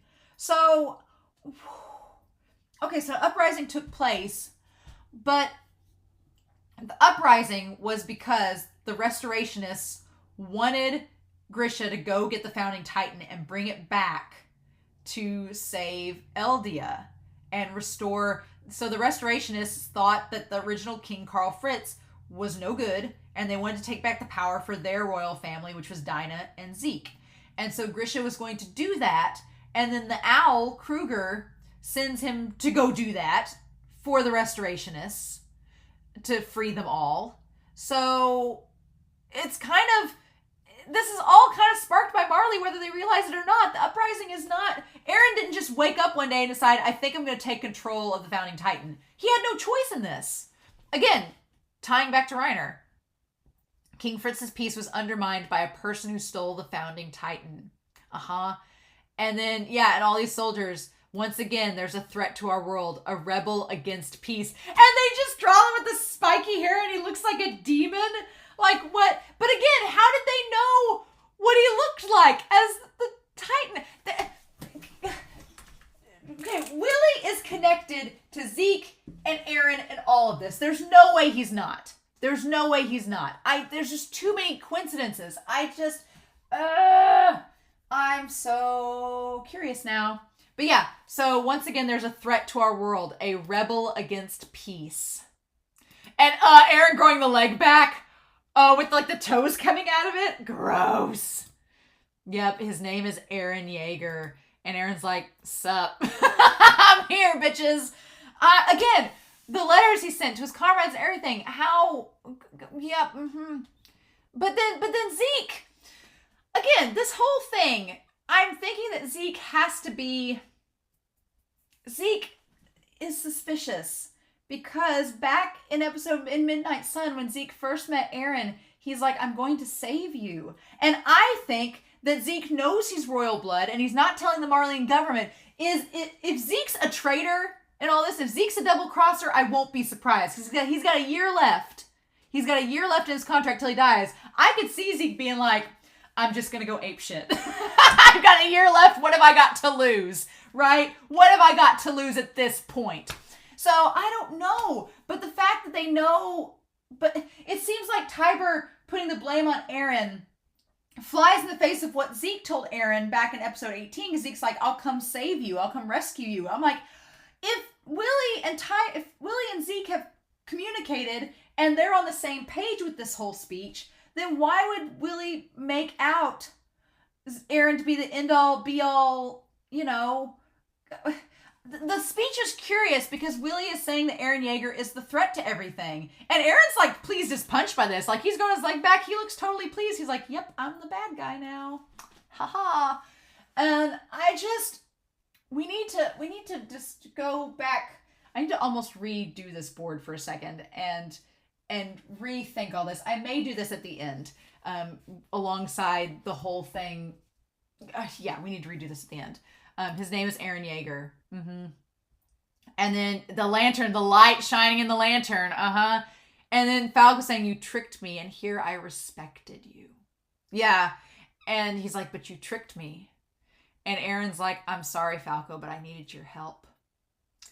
Yeah, Eren's like, I had to use your help.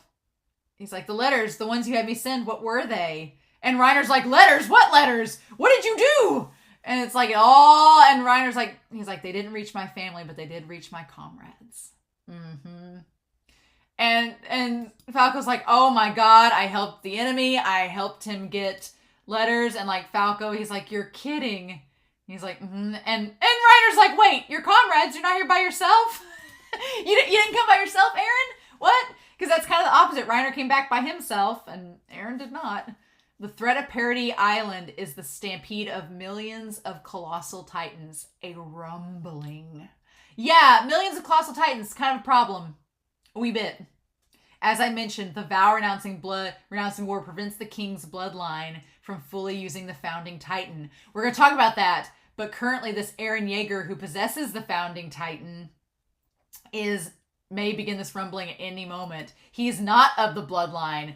And so then the high brass is all watching this like, interesting, good you point this out. Once the rumbling is set into motion, there's nothing we can do. Nothing but tremble at the footsteps of doom, fleeing in vain. Yeah, and there's all this shot of like millions of colossal titans. All lands and civilizations will be trampled and literally razed to the ground. It's gonna be hell on earth, basically. Everything's gonna die. Cool. That's right. And he's like, what? It's like Willie says, I'm the bad guy. I might just destroy the world. I might just destroy the world. I'm not going to. He says, I might. I could. I might do it. I'm thinking about it. But to me, you are the bad guys too. So that's the thing. Eren's suggesting, he's like, to Willie, I'm now the antagonist of the world. I might destroy the world if I'm feeling it, you know? But he's like, but to me, you all were the bad guys too. So aren't I as justified as you to feel this way? Is what he's suggesting. He's like, aren't we both justified in our own resolve? He's like, that day when the wall was destroyed and the Titans invaded my hometown. And Reiner's just like, here we go again. Yeah, and we go back to Dinah eating her I watched my mom get eaten. And Falco's like, oh my God. He says, I couldn't understand. Why, Reiner? Why was my mom eaten by a Titan? And it's so fitting. It's so fitting that for both Eren and Reiner, they both had these strong connections with their mother. For Reiner, his mother's still around. And for Eren, his mother was eaten. But Reiner knows what that bond is like with your mother. So he knows what Eren's talking about. And God, going back to season 2, episode 9, that whole conversation between Reiner and Eren and Bertolt, we tie back to it. It's all, I had debated back in the recap, I'm like, what will Eren do if he ever confronts Reiner and Bertolt again? What would he say to them? And this is it. He's asking again. Except now, Rage Mode Eren has become Cold Fury Eren. He's like learned from Levi, and he's turned into Cold Fury Eren. Eren Stradamus. Why was she eaten? And Reiner's just like, because on that day we broke the wall. And Eren's he's making Reiner confess. He's making him tell everything and admit everything. And he's like, why did you break the wall? And he says to sneak in during the chaos to see how the king would react. And then Eren's like, what was your mission? And he's like, to retake the founding Titan and save the world. That's exactly what the Restorationists were going to do. That's exactly what Grisha and Kruger and them had planned, was to do the exact same thing. The only difference is they weren't going to destroy the wall. They were just going to get in and get the founding Titan without killing anybody, presumably. Right? And that's just not how things went down. And he says, if it was to save the world, then you didn't have much choice. And Eren's kind of looking off in the distance like, well, if it was to save the world, you really didn't have much choice. And I want to note something. Yeah, he says, you didn't have a lot of choice in there if it was to save the world. And Reiner looking away like we did have a choice. And we chose to go on with it. He's like, and Reiner says, back then you told me I'll make you guys suffer and die in the worst ways possible. He's like, isn't that why you came here? He's like, you've come here to get revenge on me. Isn't that why you've shown up after all these years?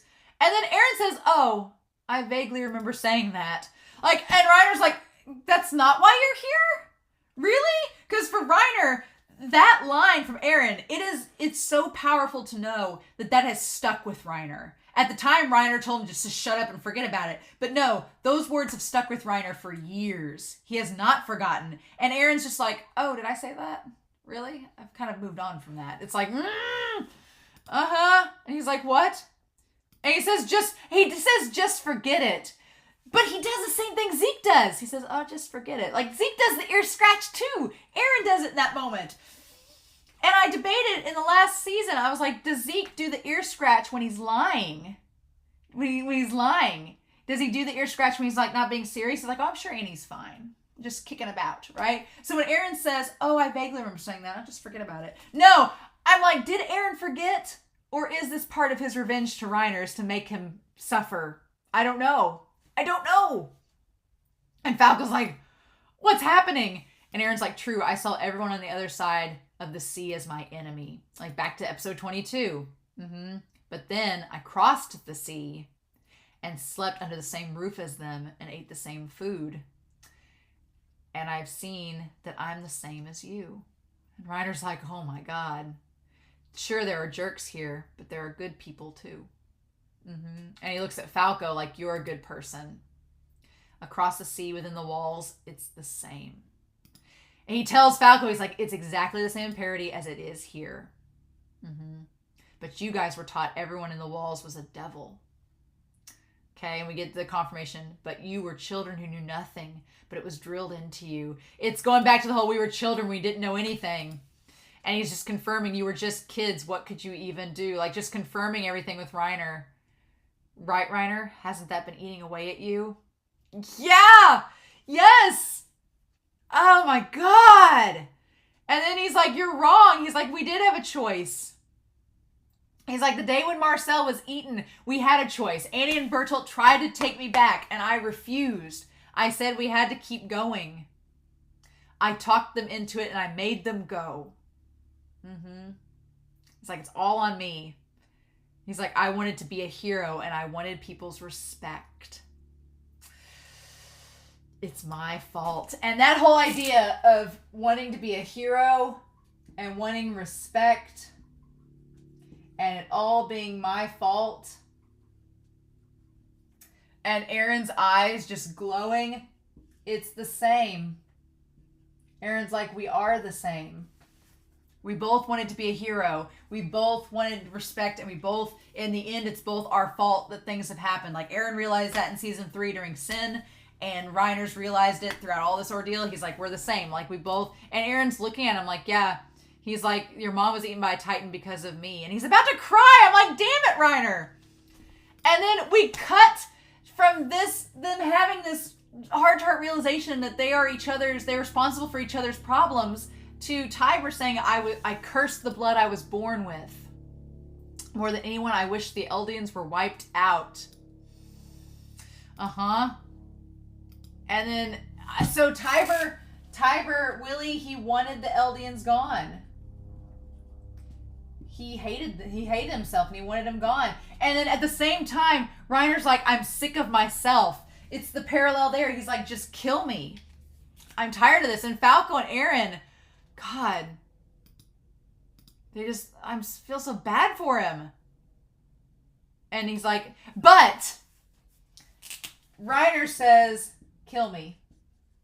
Reiner's like, I'm done. I hate myself. I know I've caused you all this pain. I know I'm a failure. I'm responsible for my friend's death. He's like, I'm just tired of this. Like, just kill me. But even though Willie wanted all the other Eldians to die, he wanted to live. He was afraid of death. He's like, I do not wish to die. And that is because I was born into this world. And that's the moment.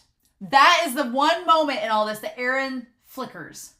Like, because I was born into this world. That was the moment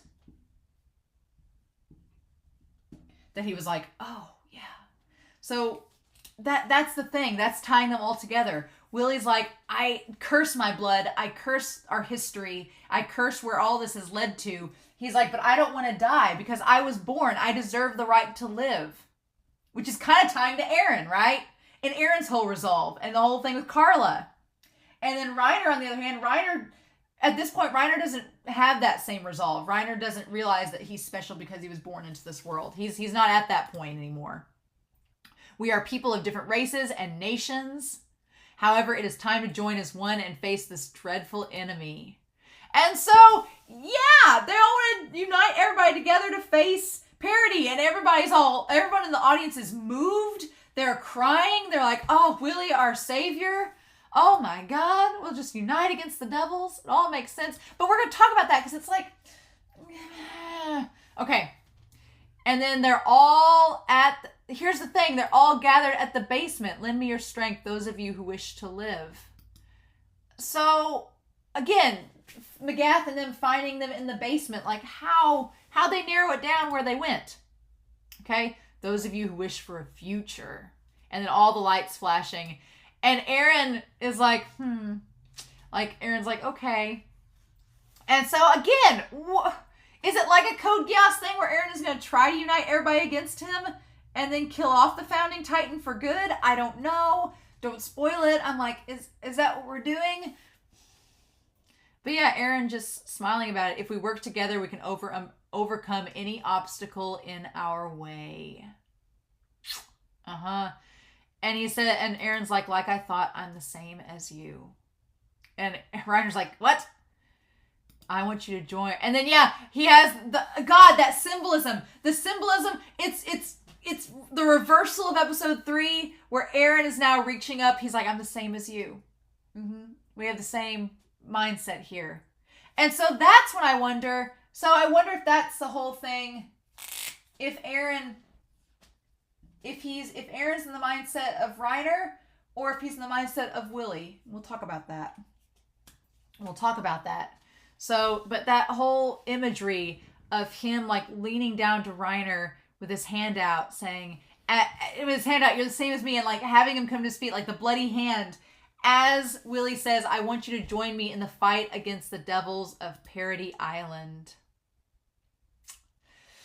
And Willie's doing this big passionate speech and everybody's up, and then he's like, I think we were born this way. Like you and I were born two sides of the same coin. We both keep moving forward, both of us. And they're the same height. It's so weird to see because Reiner was like taller than Eren back in the day, and now they're the same height as adults. It's kind of crazy. Like Eren's gotten so tall. But yeah, I think we were born this way. Like you and I. We were born to be similar people. Mm-hmm. And then Willie's like, here and now, as representative of the Marleyan government, I proclaim the declaration of war. And then they're all like getting ready to storm in. He's like, we're born the same. I keep moving forward. And Reiner's like, what? He's like, until I destroy my enemies. And then the eye glowing green. Oh my god. Nope. I don't think we've seen Eren's eye glow green like that before, which is kind of insane. It kind of looks like the Founding Titan's eye, only it's green instead of purple. It has like the same like rings and stuff around it. But yeah, I'm suggesting that you and I are both the same, Reiner. We just keep moving forward with our mission until we destroy our enemies. And Reiner's like, no, that's not really what I'm like. And then in that moment, they're about to kick the door in. And Eren becoming the attack titan. And I love the idea that Reiner turns around in that moment. And the only thing he can think of is saving Falco. He's like, I've got to save this kid. And he goes to get out of the way and save him. So, surely, since Reiner is a Titan shifter and he could protect Falco, and he's a lot bigger than Falco, surely he could withstand a little bit of that. Right? He'd just be wounded and out of commission, but surely he could save Falco. And then, them guards are screwed. To the enemy forces of Parody, a declaration of war. And the stage blows up! I was like, I knew it was gonna happen. It's just, sure. And then out comes Eren. And Willie's like, shit. And everybody's like, oh my god, they show that rock just going into somebody in the audience. Oh. Yeah, the debris is gonna kill half the people there. Oh my god. And there's Eren. Looking terrifying, like you do. And the stage collapsing, and he rips up Willie from the ground. And I love that the Titan, the attack Titan, its hair is like grown out like Eren's. Good to know that's a thing. But Willie, like he's like nearly cut in half. He's been impaled with a piece of wood. He has his leg all. If he is the Warhammer, he is not transforming. No. I don't think he is. I think that he's dead. Well, Willie's dead. And that's the episode. Okay. Yeah, I can't wait. Tomorrow night's gonna have to be episode 6. There's no way. I'm sorry that I'm watching ahead, but I'm avoiding spoilers because I know nobody wants to spoil me, but I feel like somebody's gonna say in the comments something and it's gonna be for like a future episode, like just wait till the Warhammer does this, and I'll be like, stop spoiling me. So with that being said, I do have a couple more things that I am wanting to narrow down in this because this episode, again, Zeke, highly suspicious. What is he doing? Has Levi tricked him into a dark corner somewhere? We can only hope. I imagine they'd want to take Zeke into custody because Eren knows that Zeke... Let's phrase this. Let's back up here and talk about this. We know... I'm going to get to Historia here. We have Historia and Zeke. To our knowledge, Historia and Zeke are the last people that have the blood of the royal family. Zeke here has 1 year left to live. I don't think he knows. I think he's the only one in Marley that knows about his royal blood. Okay? I do think rewatching episode 2, I do think that Zeke knows. I went back and rewatched episode 2 and I was like, the way that he avoids the conversation and talks about the secret and everything with Colt, I'm like, I do think that he knows. I think he knows he has royal blood, but which is curious. But again, I don't think he wants to tell anybody that because as Kruger established, they just make Zeke have a bunch of kids with a bunch of women and then just do it that way. And Zeke doesn't want that. No.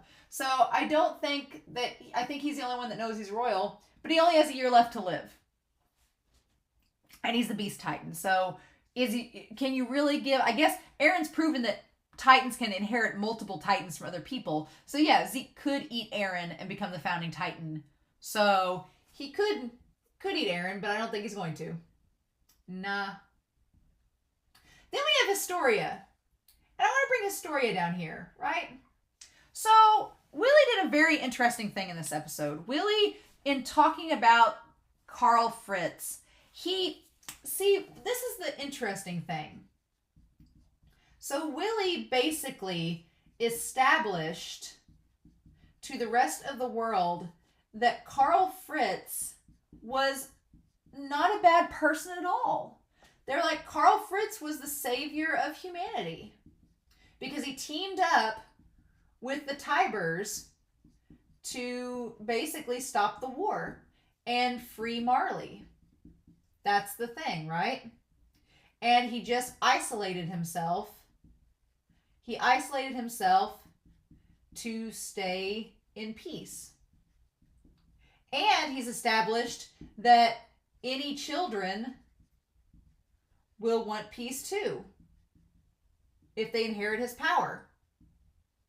So what Willie essentially did there was establish to the rest of the world that the way parody was originally before Eren became the founding Titan was actually pretty ideal.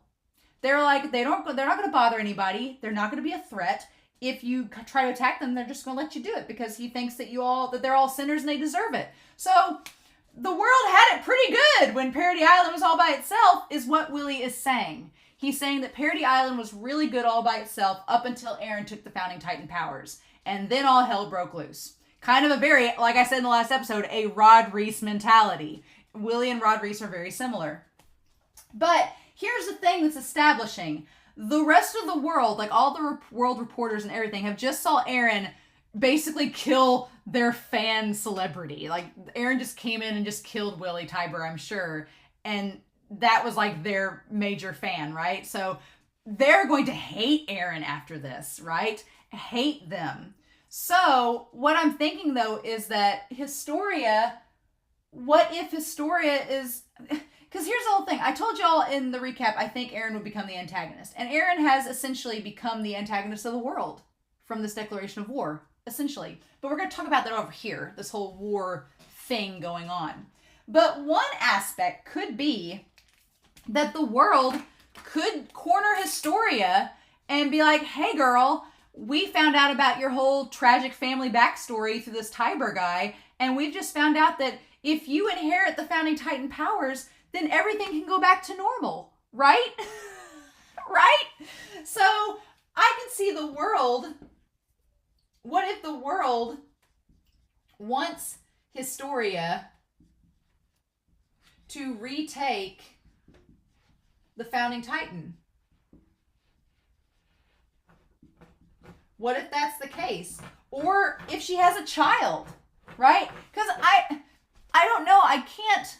This is the hard part because I would have wanted Historia to end up with Ymir, but that's obviously not going to happen because Ymir's dead. So I'm like, is the government in parody going to be like, Historia, if you're not going to take... But then that opens up another can of worms. Like, they're like, if you don't want to take the founding Titan powers, what if you had a kid and they did it? And Historia's like, well, that's just repeating the same thing that happened with my dad. Don't want that to happen. And Eren established back in the last season, he didn't want her to become a Titan to use the founding Titan's powers either. So it's like, what do we do, right? So, I don't know. Or have a kid? I don't know. But I feel like the world is going to turn to Historia if they're going to have any kind of peace negotiations before things get too far gone and be like, but Historia, if you take the founding titan powers back and you guys just go back within your walls again, we'll leave you all alone. Please don't trample us with tens of millions of colossal titans. We'll let you all go if you promise to take back, to go for peace. Because Willie has established basically that if any royal family member gets the founding titan, everything will go back to being peaceful like it was. They're like, y'all didn't realize how good you had it before we made a mess of things. So it's curious. It just makes me think like an angle of all this could be, because this is where it gets tricky, right? This is where it's all going to get tricky. Okay, because you have, let's talk about Willie. Willie Tybur just revealed the whole origins about Marley and the Titan Shifters, of Marley taking over Eldia. He revealed all of that. He revealed that. He revealed that Fritz was not a bad person, was not entirely bad, and that there was a chance of peace before Eren came along. But now, no, because of Eren Jaeger. Which, I'm a little mad about that, to be honest, because if we're real in all this, I hate that Eren gets the brunt of this, because I'm like, Eren had no choice in all of this. Grisha decided for him. So I'm kind of like, it's kind of like when people get mad at Armin in this series, like in the last season, when people were like getting mad at Armin, I'm like, Armin was dead. He had no choice that he came back to life and was given these powers. It was beyond Armin's choice. So a lot of you are making comparisons between Eren and Armin. I'm going to make a little side note about that. Eren and Armin, by the way, had no choice. They literally had no choice. Bertolt and Reiner and Annie, they technically had a choice. Now, you could argue that no, they were in the internment zones and they would probably be killed if they didn't choose to become the Titan Shifters. Sure, I won't argue that. Eren and Armin literally had no choice. It was against their will. They didn't know what was going on. They didn't have a say in the matter. It was totally their choice. It was not their choice what happened to them. So, but Willie is saying that there was a chance for peace, you know, as things used to be, but now there is not because of Eren Jaeger. So, because of Eren, we need to wage war on parity and take them out before they take us out. And take them out first. Here's the curious thing. And this is what I was going to bring up in earlier on. But this is the curious thing. So Willie's whole suggestion is kind of what Zeke was suggesting back in episode 2. We need a narrator for Marley. So Marley is justifying going to war with parity because in Marley's eyes, if we don't... Basically, they were like... Zeke has to know, I think Zeke knows at some point... What I don't know for sure, and don't tell me, I'm sure next episode, if we find out what's going on with Zeke, it'll be confirmed, or the episode after that, is does Zeke realize that you have to be royal blood for the founding Titan's powers to work? I think he knows you don't, because he's been in correspondence with Willie, and Willie knew that now that Eren's got the power of the founding Titan, that vow no longer has an effect, because Eren's not royal blood. Okay? So, and that's another reason of why Zeke knows that he has royal blood, because how would Willie know that? How would Willie know that Eren Jaeger doesn't have royal blood? How does Willie know? Because he's been in contact with Zeke. How does Zeke know that Eren Jaeger doesn't have royal blood? Because Zeke knows that he does. Because Zeke knows that he does, because he's related to Dinah, and he knows his family lineage. So yeah, so Zeke knows. Zeke knows his royal blood. He's just not telling anybody else about it, which is curious. But Zeke has given this information to Tybur, and Zeke knows that as long as Eren doesn't have royal blood, that he can't use he doesn't have the founding Titan's will. So, but the thing of it is that we established that you can't fully use the Titan Founder's power if you're not royal blood, right? So, can Eren make all of these Titans go outside the walls? Can he actually control them? we've established that he can't unless...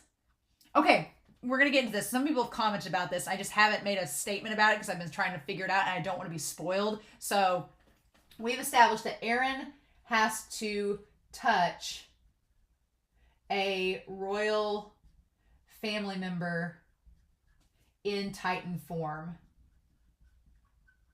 for the powers to work.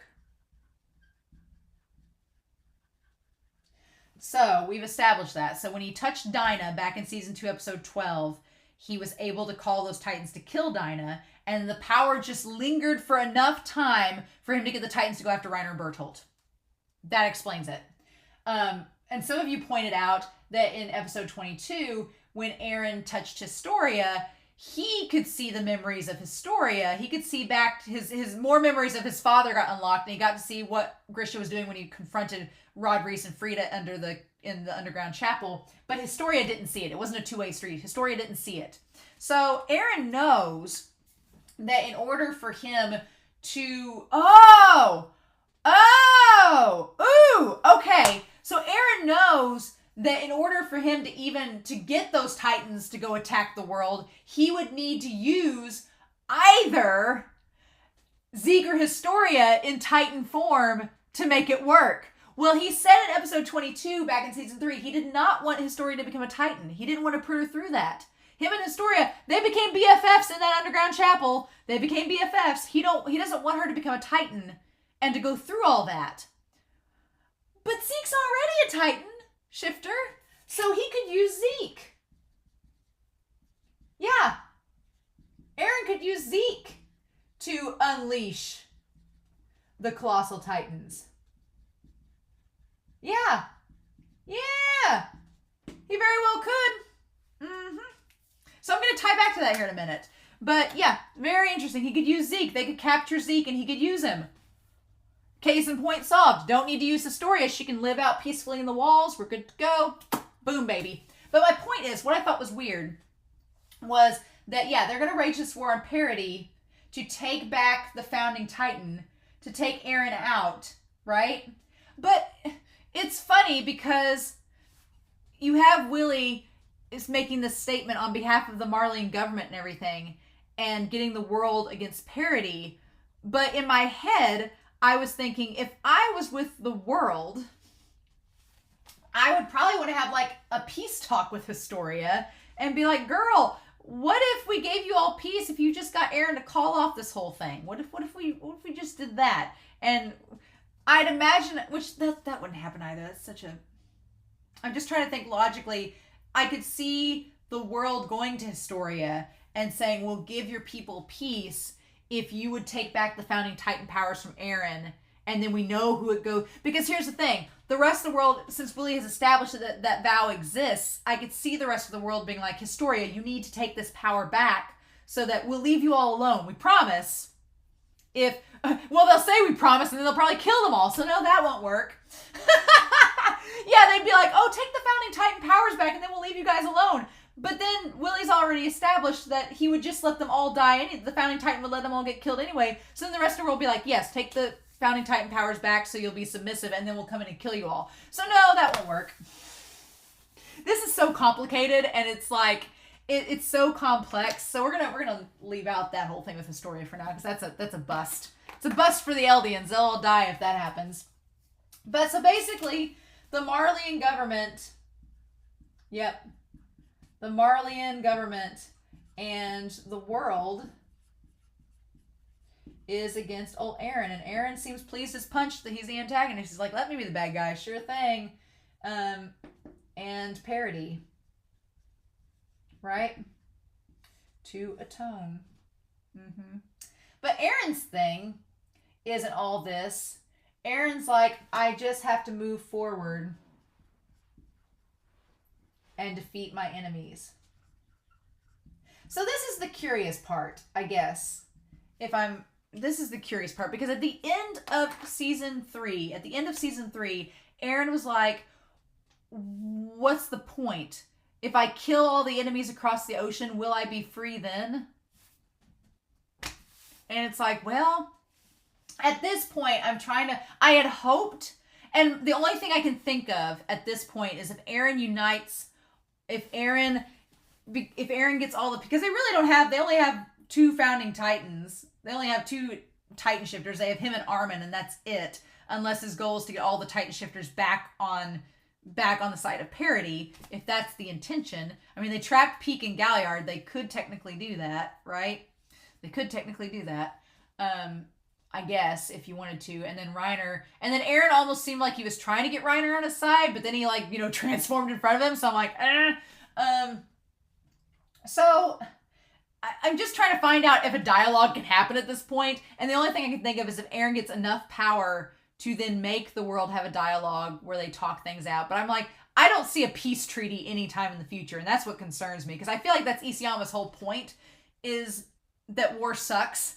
But Eren's kind of backed into a corner, I guess. Because Eren's like, I have to move forward. And right now, the world and Marley view Eren as an enemy. They don't want to sit down and talk to him. Parody only has so many people in it. He wants to keep Historia safe and keep the people in Parody safe. So the only way to do that is to get the world to back off. And I'm guessing he's going to try to use the Colossal Titans as a means to do that, to get them to back off. But I'm like, to what extent does it stop, right? At what point do we just like say, okay, cool, we made a threat, now leave us alone? Or is Eren going to be like, no, time for y'all to die? And it's like, But I don't think he wants to kill the Eldians, though. So what I think he's going to do moving forward is he's like, okay, all right, Eldians. All right, people in this internment zone that we're conveniently at. Here's the deal. You just found out that the Tybers sold you out to the world, and the Marleyan government doesn't care about you. They've just been using you. So why don't we all just band together? Why don't we band the Eldians together? Why not? And we'll face the world as one. Right? I feel like that's what Eren's moving towards, and that's why he had the conversation with Reiner, but I don't know. And then it's like, Reiner is caught up in all of this, and I feel so bad for Reiner and Falco, because Falco feels betrayed. And Reiner is terrified at all of this.